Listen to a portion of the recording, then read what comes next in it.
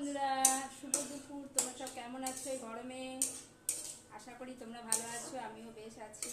গরমে দেখো রান্নাঘরে ঢুকতে ইচ্ছে করে না, কি করব, খেতে গেলে তো রান্না করতে হবে। তো দেখো একটু চিচিঙ্গা পেঁয়াজ দিয়ে করছি। আর আজকে শুক্রবার আমার ছেলে বাড়িতে থাকে, তাই বাড়িতে থাকলে আমাকে মাংস করতেই হবে। এই দেখো মাংসের ঝোল ফুটছে, আর কিছু রান্না করিনি। গরমে রান্নাঘর থেকে কতক্ষণে বেরোবো। আর রান্নাঘরে ঢুকেছি প্রায় 1টা বেজে গেছে, তখন রান্নাঘরে ঢুকেছি। তার আগে আমি কাচাকুচি ধোয়াধুয়ি সব করে নিয়েছি। আর এদিকে রান্নাও হয়ে গেছে আমার। এই দুটো পদ রান্না করেছি আজকে, মাংস আর এদিকে চিচিঙ্গা